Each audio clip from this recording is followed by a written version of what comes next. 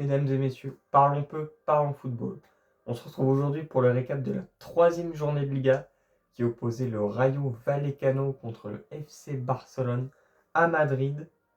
Oui, oui, ouais, ok.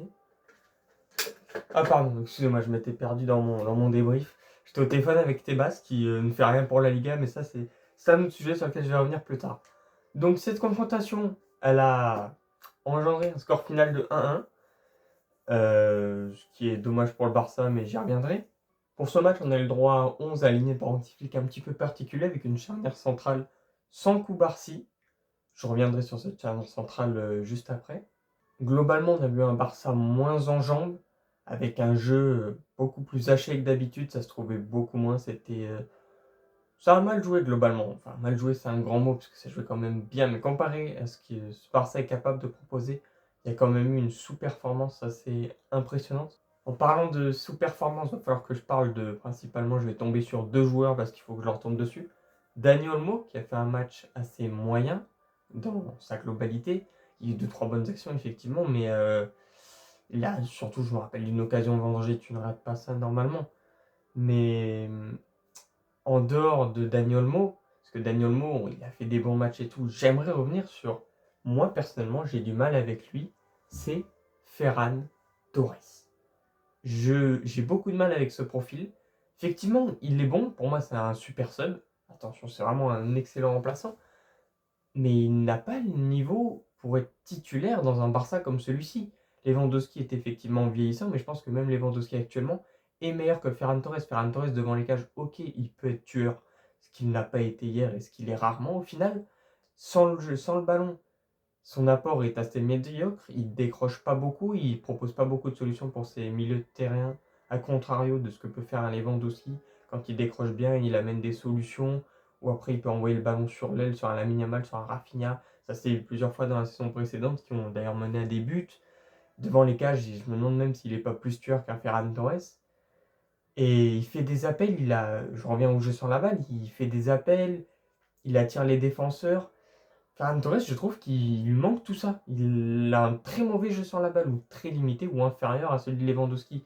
Pour moi, on ne peut pas faire toute notre saison avec Ferran Torres titulaire. Donc je ne sais pas si c'est pour l'instant, vu que Lewandowski revient de blessure, il le repose ou quoi. Ou simplement qu'il préserve Lewandowski peut-être pour les gros matchs, parce que bon, 37 ans, ça commence à faire. Il ne pourra pas jouer autant que la saison dernière, c'est sûr, c'est pas une bonne idée. Et tout de même, moi en tout cas, je ne suis pas fan d'un Ferran Torres titulaire.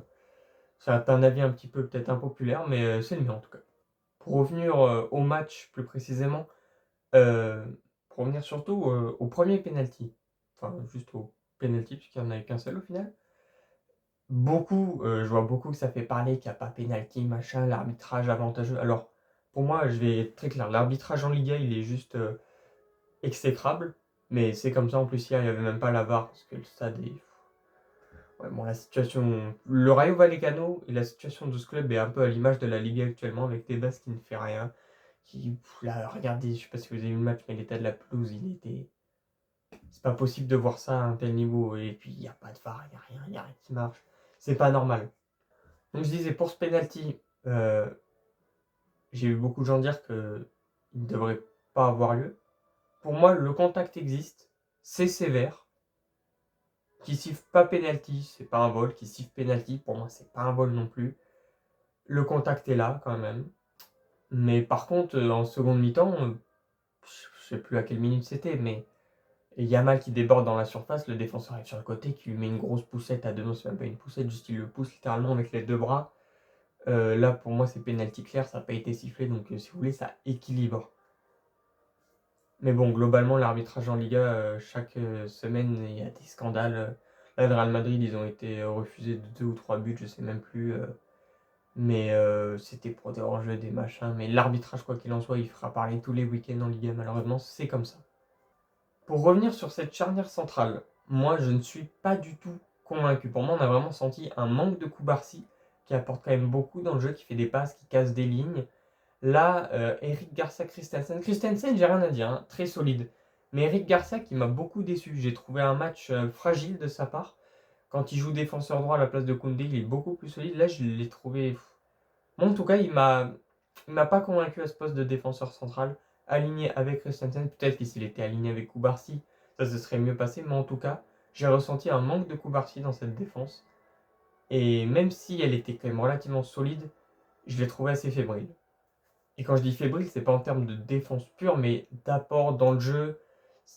C'était moins incisif que Cubarsí. Pour moi, il est parfait à ce poste-là. Je vais pas jeter la pierre désormais sur Antiflick, parce qu'il fait un travail de fou furieux, mais selon moi et mon humble avis, les changements sont arrivés trop tardivement. À la mi-temps déjà, il aurait dû sortir Ferran Torres, Dani Olmo, voire Eric Garcia ou Christensen pour faire rentrer un Cubarsí. Là, il a fait changer, je crois, à la 60e ou 65e Rafinha. Va savoir pourquoi il sort Rafinha. Il était dans son match, il faisait des bons retours.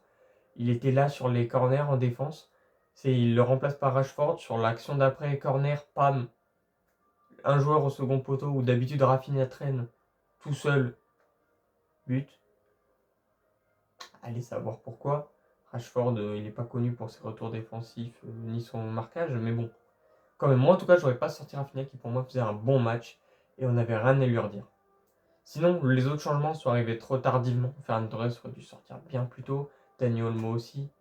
Fermin qui est rentré un petit peu, pas décevant parce qu'il n'a pas eu le temps de faire ses preuves. Dans tout cas, il a remplacé Dani Olmo, donc il n'a pas fait non plus beaucoup mieux. Mais quoi qu'il en soit, on a vu quand même une équipe d'un Rayo Vallecano solide, assez impressionnant. Quand ils ont égalisé, j'étais presque content, tant mieux, parce que c'était mérité. Ils auraient pu en mettre plus. Si l'incroyable, l'héroïque, le spectaculaire Juan Garcia n'était pas là. Ce gardien, c'est ce qui nous manquait la saison dernière. Je vais prendre une take, mais Juan Garcia au Barça la saison dernière, on va en finale de Ligue des Champions. C'est tout. En tout cas, MVP mérité pour ce joueur, ce gardien qui a fait un match dantesque, tout simplement. Bon, je pense que j'ai dit un petit peu de tout ce que j'avais à dire sur ce match. Je vais vous faire un petit bilan rapide de ce tout début de saison, de ces 3 premières journées. Donc on a pris 7 points sur 9. Ce qui, si on regarde ça comme ça, on pourrait se dire ah ben non, c'est pas bien, mais sur 3 matchs à l'extérieur, on sait que jouer contre le Rayo Vallecano chez eux, c'est toujours compliqué. C'est pas non plus catastrophique. Oui, on n'est pas devant au classement, on est derrière Madrid, waouh, catastrophique, terrible. Mais en attendant, moi je trouve que ça reste pas trop mal, ça pourrait être bien pire. On a l'Atlético Madrid, je sais pas comment ils sont de points, ils sont 2, 3. Je sais qu'ils font un début de saison catastrophique, mais en tout cas ça pourrait être bien pire. Moi je dis que c'est pas si grave que ça ce match nul. Ça va permettre peut-être au coach ou à l'équipe de travailler sur certaines choses, de réaliser des trucs, et j'espère que ça va faire un déclic autour de cette trêve le 14 septembre contre Valence pour la 4e journée de Liga. Et je vous dis merci d'avoir regardé cette vidéo et à la prochaine. Tchuss.